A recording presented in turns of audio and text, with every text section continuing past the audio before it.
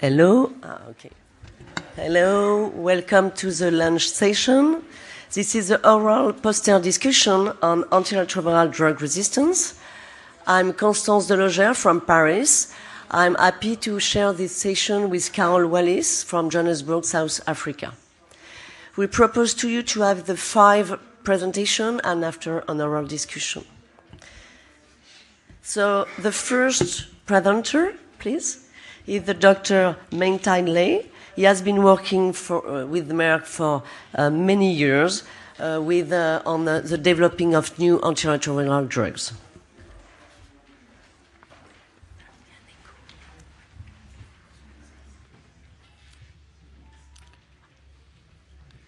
Hi, good afternoon. I would like to thank the organizer for the opportunity to present our results on characterization of Doramivir selected resistant pattern. This is my disclosure.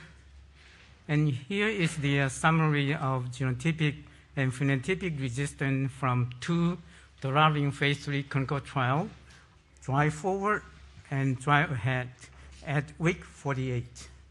So from the 2 Doramivir phase 3 clinical trial, there was 0.9%, 7 out of 747 participants, harbored Doramivir resistant virus upon virologic failure or discontinuation at a week 24 or 48.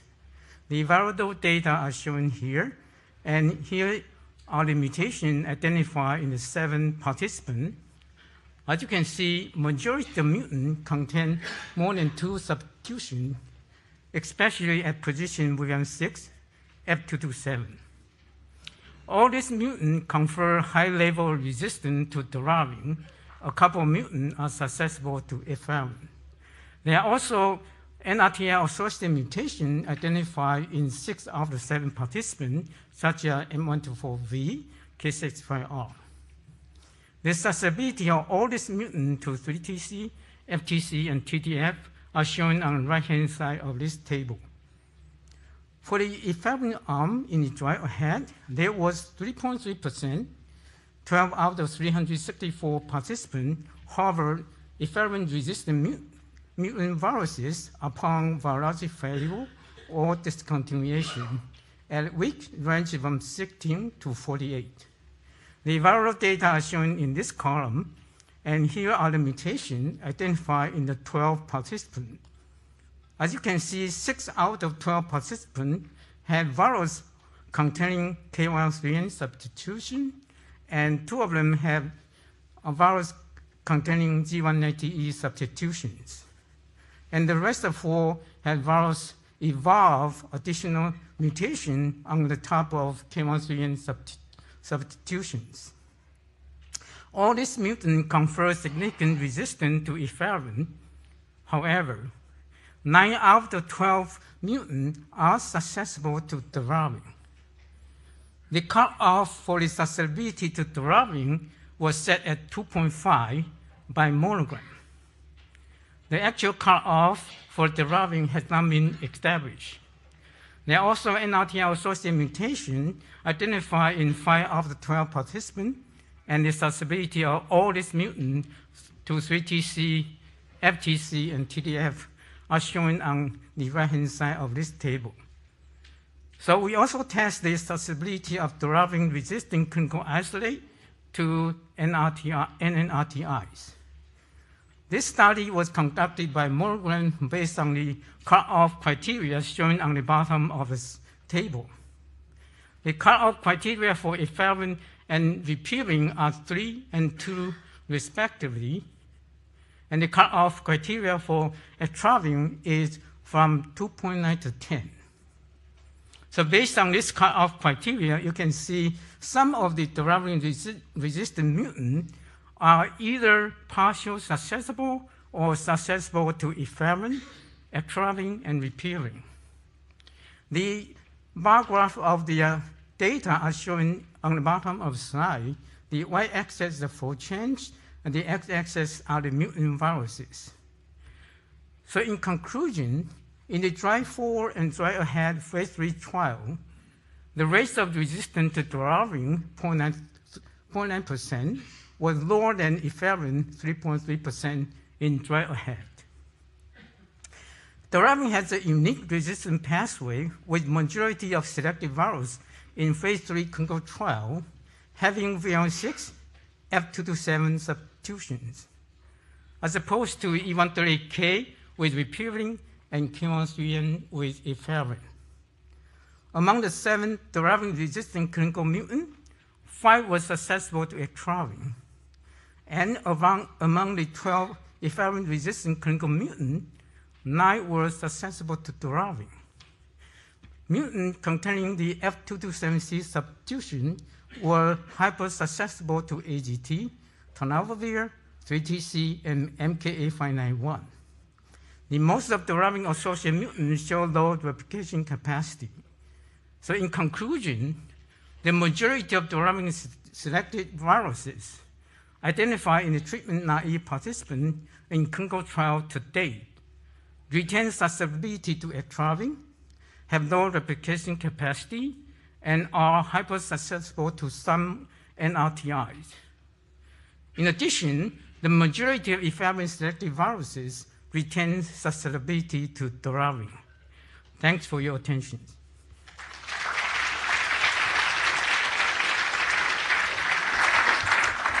Thank you. The second speaker is Dr. Avino. He's postdoc associated in Ontario, Canada. He's involved in HIV bioinformatics on HIV drug resistance. I was instructed how to not screw the system, let's see. Great. All right. Thank you very much. Thank you for the organizer. Thank you for the scholarship. My name is Mariano Avino.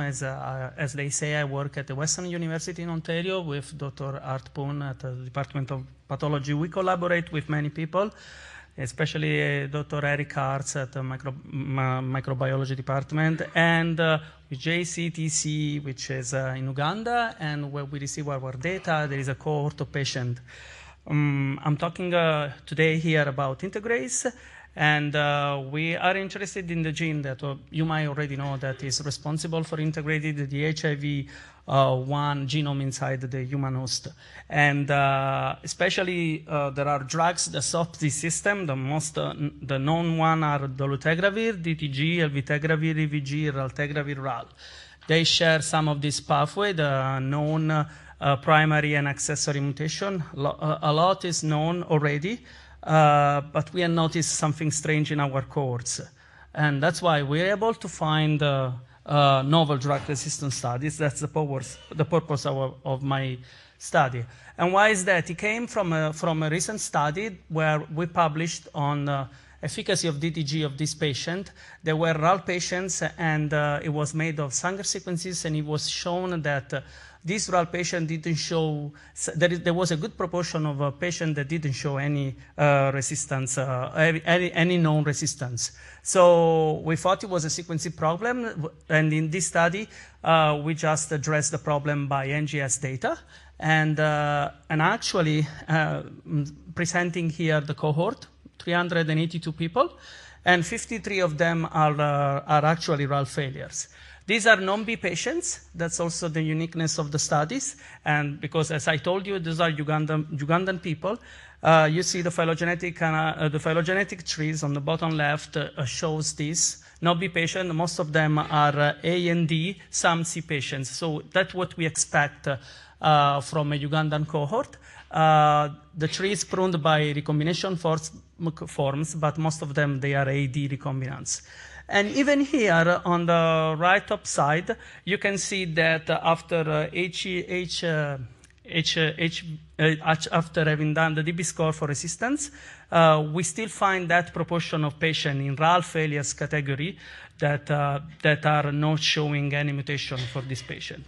So what we have thought, let's look at the whole genome at this point. Let's look at the whole integrase, any single amino acid, and see if there is some association with being a RAL patient or not a patient. And we have done through we have done that for a bioinformatic approach doing a support vector classifier, a support vector machine. So it's actually a tool where you can classify data based on your features. The features are the 288 integrase amino acid. And of course, you have two classes where you want to classify people. And these are being RAL failure or being non-RAL failure. We were interested in those amino acids that had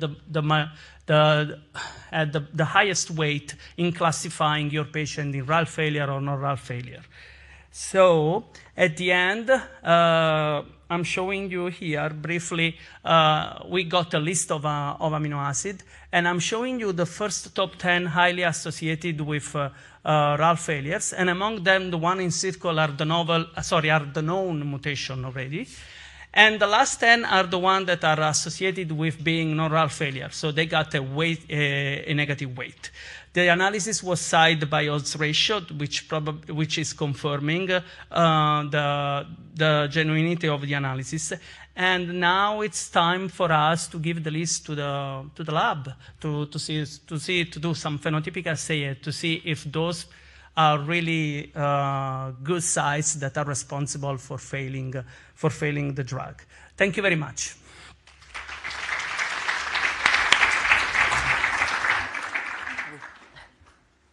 Thank you. The next speaker is Charlotte Charpentier from Paris. She was involved in resistance study, and she is involved in the HIV-2 national cohort in France. Thanks.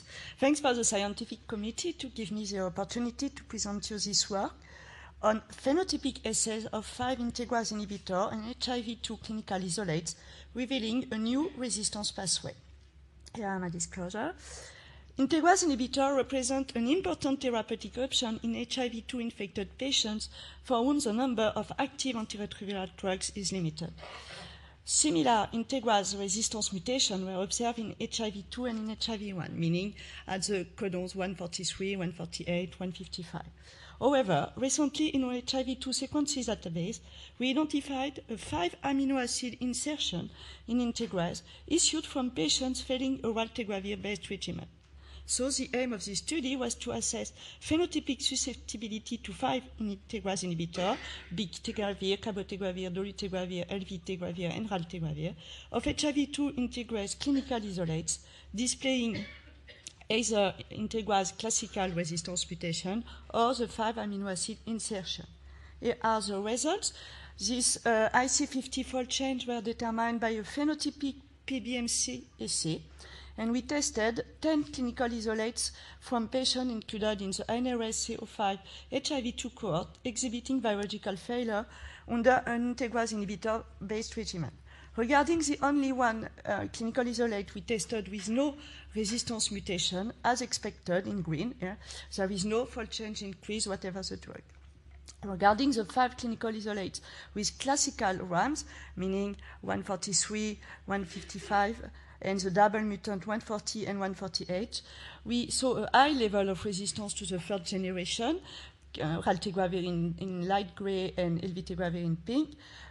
Regarding dolutegravir, the only increased fold change was observed for the double mutant 140 plus 148 in light gray.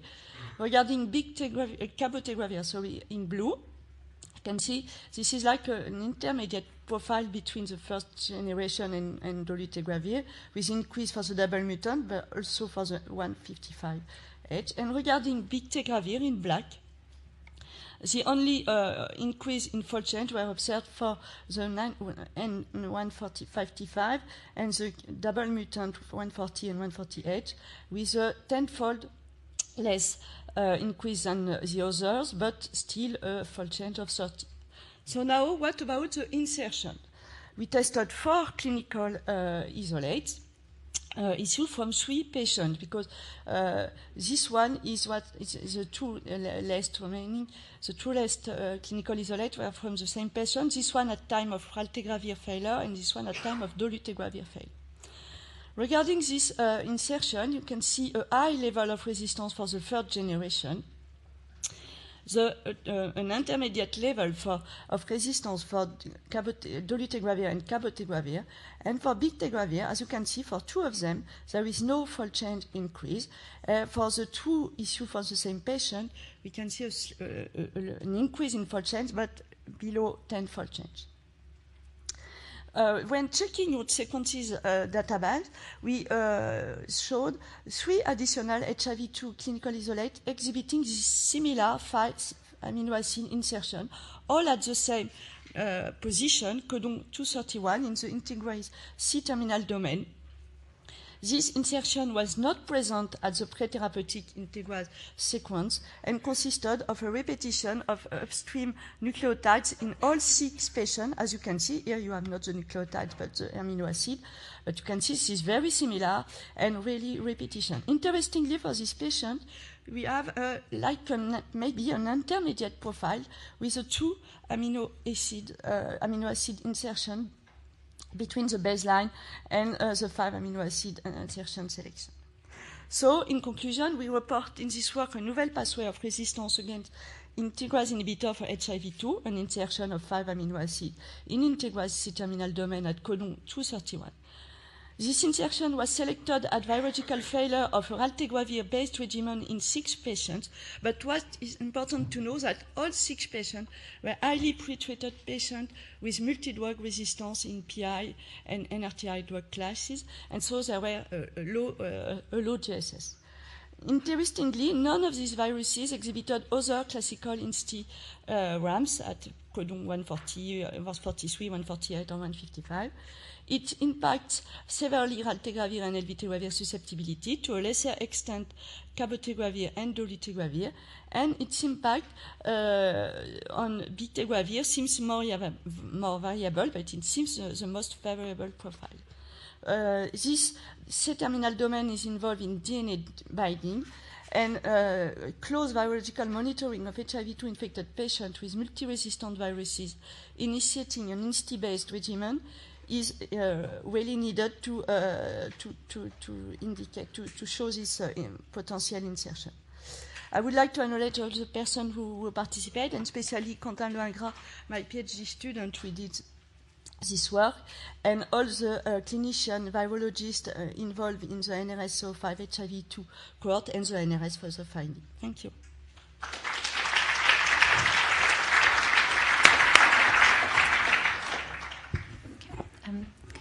Thank you, Charlotte. Our next speaker is Wendy Sang. She's a master's student at University of British Columbia, and she's going to share with us some of her work in integrase inhibitors.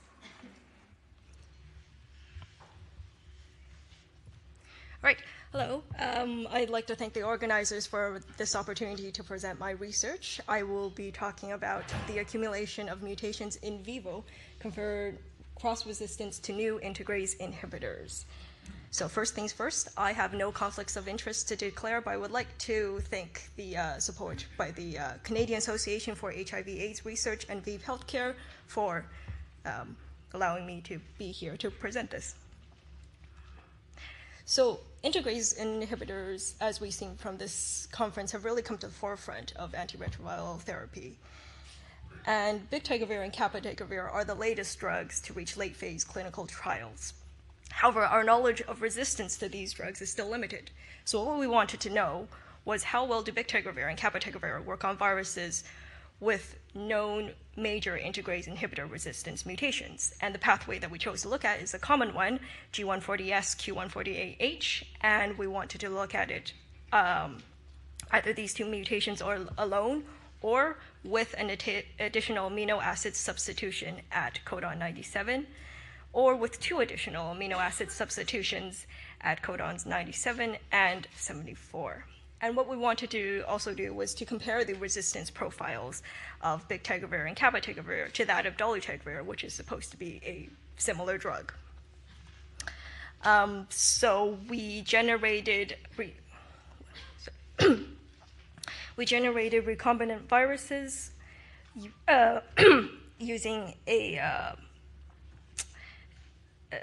patient-derived integrase amplicons. And what we did was we did a limiting dilution PCR, which resulted in near Thank you. Which resulted in near-clonal integrase amplicons, which were then combined with a wild-type HIV backbone. So we phenotyped these viruses with raltegravir, elvategravir, dolutegravir, bictegravir, and cabotegravir. And what we're looking at here are median fold changes in the resistance. So there's high-level resistance to raltegravir and elvategravir with these viruses all across the board. However, you can see that with G140S and Q148H alone, there are relatively low fold shifts in resistance to dolutegravir, bictegravir, and cabotegravir. But with each additional mutation, the fold change increases dramatically till when you have all 4 amino acid substitutions, there's high-level resistance to all 3 of those drugs. We also found that bictegravir and cabotegravir are highly correlated with dolutegravir, with correlation coefficients approaching 1. This suggests that there's high-level cross-resistance between dolutegravir, bictegravir, and cabotegravir. And this would suggest that resistance mutations that affect dolutegravir may also affect bictegravir and cabotegravir similarly. So thank you, and I'd like to acknowledge my supervisor and also my colleagues.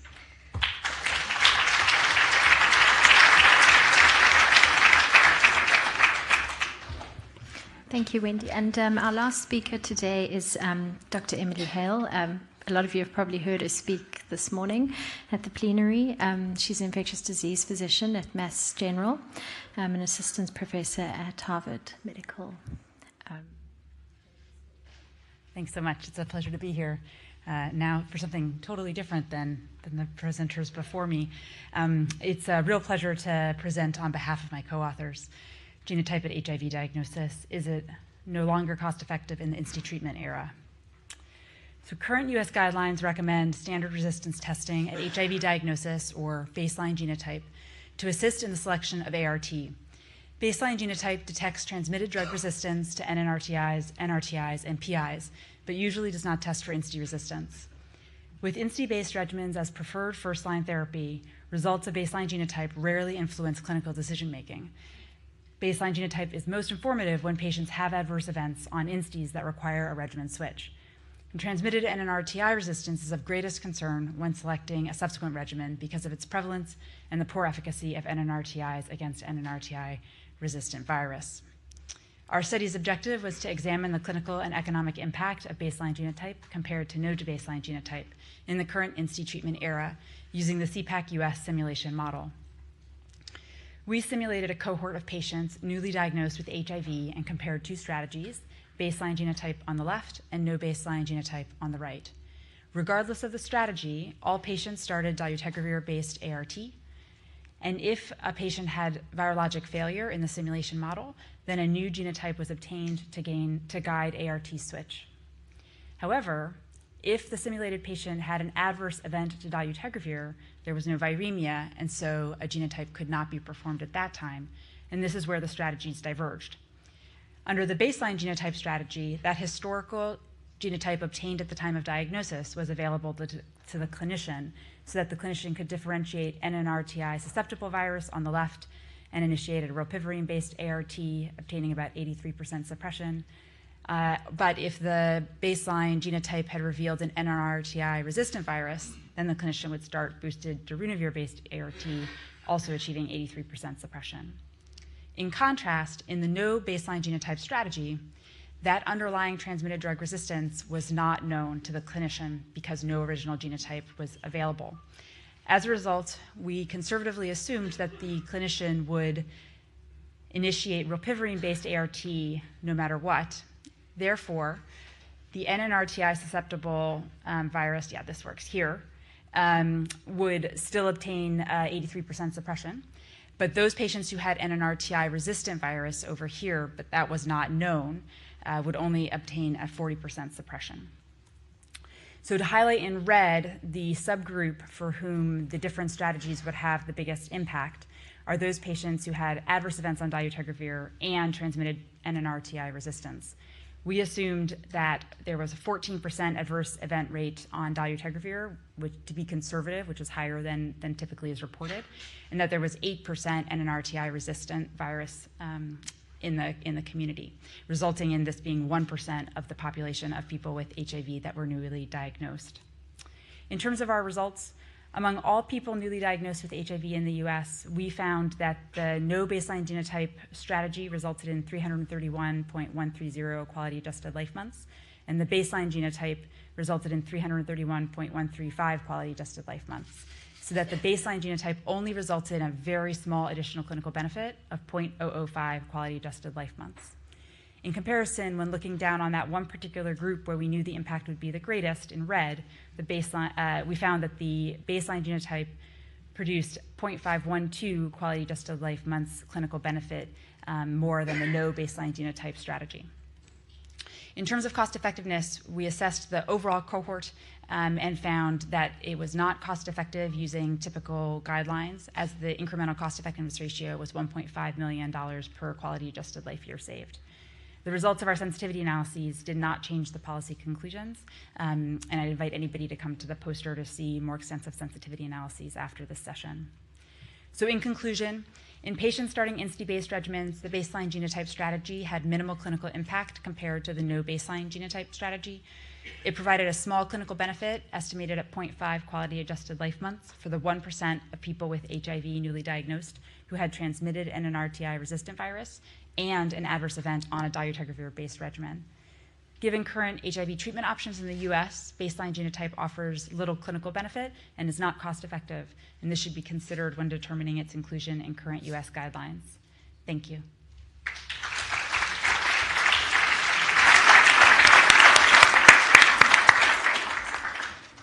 Thanks, Emily. So we now open the session to questions. I don't know if anyone has any questions, so maybe while we're waiting for people to come up to the microphones, I think I'd start with one question to Charlotte. I was just wondering, obviously your study's in HIV too, but what is the similarity between the integrase sequences around the insertion area between HIV-1 and HIV-2? And I mean, is this insertion something we should start looking out for in HIV-1? Is it okay? Yeah. Yes, you're right. It's for HIV-2. The differences at nucleotidic level between HIV-1 and 2 integrase is about 40%. But we have the same known resistance profile at the same codon with the same amino acid. So now what we are doing, we check also HIV-1 genotypic database, and we found but a very little samples insertion, but not that kind, not at the same position, not the same length. So. And there's a question at microphone 3. I have a question for Dr. Lai and then a question for Dr. Zhang. Dr. Lai, if I remember well from your presentation, that was very elegant, thank you for that. I noticed that all but one patient in the doravirine arm had doravirine and associated NUC mutation. Any hypothesis about that? And the question for Dr. Zhang is, do you have any kind of replicative capacity data? I'm sorry, could you repeat the question? I thought your question directed to other person. So could you repeat the first question? In your comparison with doravirine and efavirenz failures, PDBFs, you show that in the doravirine arm, all but one patient had NUC mutation, 65Rs, 184V, etc., etc. Any hypothesis for that? Because in the efavirenz arm, more or less than that. Right now we don't know what's the potential reason for that. Yeah.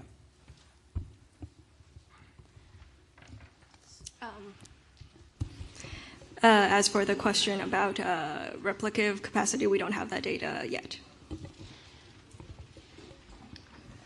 Dr. Lai, I have a question for you. Could you remember us the definition of failure? Because the viral load of the failing patient are very high and very suppressed. It's very not expected to have this level of viral load. So you're talking about the viral correlation. Is there any correlation of the viral load with the level of viral load at the time of failure? What is the definition of the failure in drive forward and drive ahead trial? The definition of virology failure is greater than 50 copy per mil. 50 copy. Yes. And what was the timing between the testing? So, because we noted also that most of the viral failures were at week 24 yes. or week 48. Were those the only two time points that were measured in the two studies? In between week 24 and 48? Yeah, it was just interesting because most of them were at that time point, week 24, were all your failures.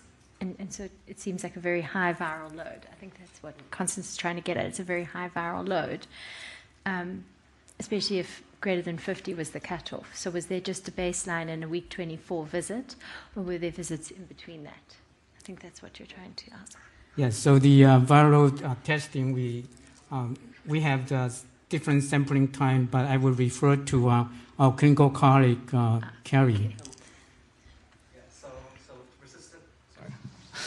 So in drive forward, resistance testing was done at the viral confirmation test, as well as drive ahead, and resistance testing was done. So viral confirmation test was done 1 to 4 weeks after the initial increase above 50, or for a non-responder. So it could be not throughout the whole 48-week period, not just at week 24 or week 48. Oh, okay. Okay, thank you. Charlotte, do you have a question?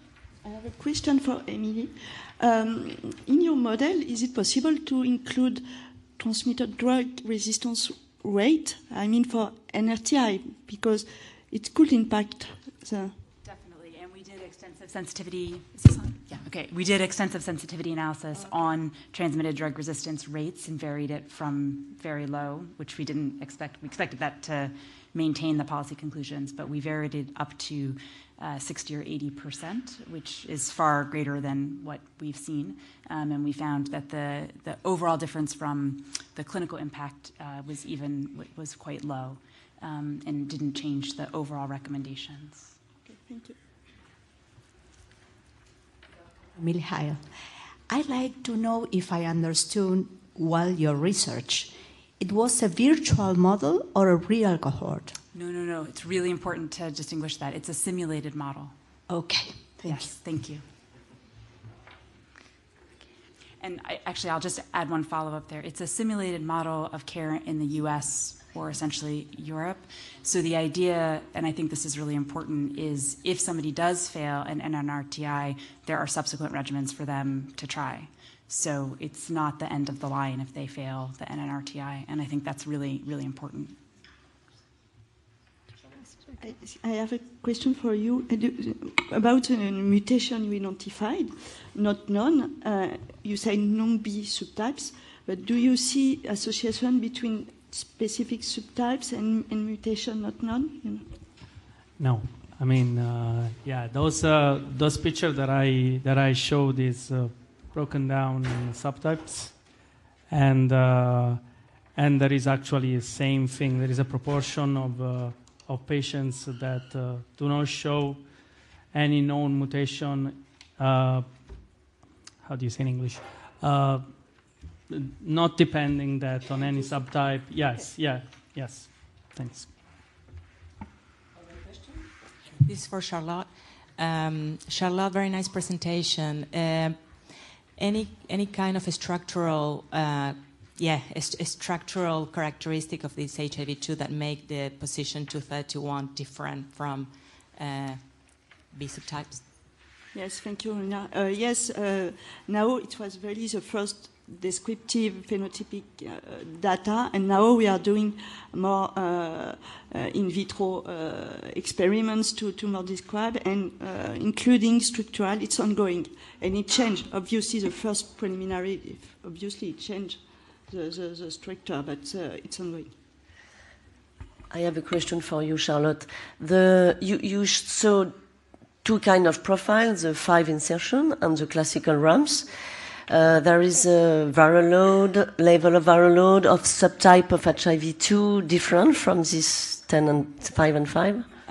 Regarding viral load, no, not that. For HIV2, I mean high viral load, because there is a 30-fold change between the interpretation of an HIV1 and an HIV2 viral load. So no, there is no difference. Regarding group, the two main groups are A and B, and most of the insertion are group B, but I don't know if we can say something. And then, Emily, I have a question for you, just out of interest. So obviously your models are based on population-based resistance testing. And I was wondering if one introduced sort of minority-level detection after the failure, how beneficial that may be. I don't know if you've looked at it. Yeah, it's a good question. That's not something that we've looked at. The other thing that we're still in the process of looking at is, let's say that an individual does fail an NRTI-based regimen. What's the influence potentially for selecting for NRTI resistance in that setting, and then what would that imply for future regimens? So those are all ongoing work. Okay, and then my second question would be, in the model, have you taken into account if baseline resistance testing fell away, what level of transmitted integrase resistance should it come back in terms of the cost effectiveness? I know you had it for NRTIs, I think it was greater than 40%, but what would be Integrase's level of transmitted drug resistance that would make it cost effective? In this particular analysis, we didn't assess for integrase resistance testing at all. We had already published an integrase resistant testing paper that looked specifically at that. So this was really only looking at standard genotype. Okay. All right. No question from the audience? I ask one for the audience on the panel. We have now the Doramivir, so it's an important new NNRTI. You show today this good at the first line, because if we fail Doramivir regimen, we can have other NRTI, like etravirine. You show also that after failing to efavirenz, we can use also Doramivir. So what we do with Doramivir? First line, second line? What do you feel with that? It's open debate. Thanks to respond.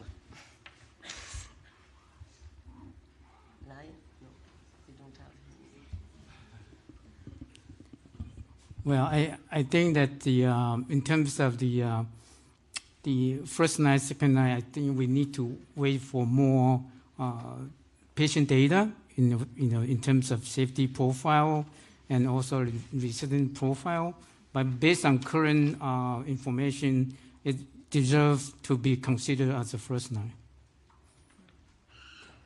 But we need more data, safety, resistance, because right now it's still, in terms of number of patients, still limited.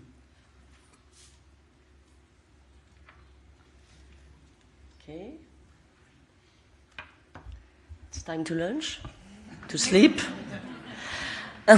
And Dr. Dang, you show us that finally we have first generation of integrase inhibitor, Altegravir and Elvitegravir, there is cross-resistance, and for second generation of integrase inhibitor, there is also cross-resistance. So we have for the two generation, we have cross-resistance. So I think we can use cabotegravir or bictegravir after failing dolutegravir regimen, no? The study we've done so far is based on a fairly small sample of viruses, and we are expanding to other viruses carrying other patterns of amino acid substitutions. But based on what we've seen so far, that seems to be the suggestion. That if at the worst case, they're not going to work for all three drugs, then that's what it is. Okay. Do you want to say something? Yeah, I don't have any more questions. So I think thank you very much to the speakers for coming and presenting your research. The posters are available outside if anyone would like to see them or have one-on-one discussion with the presenters. And we thank everybody for attending the session. Thank you.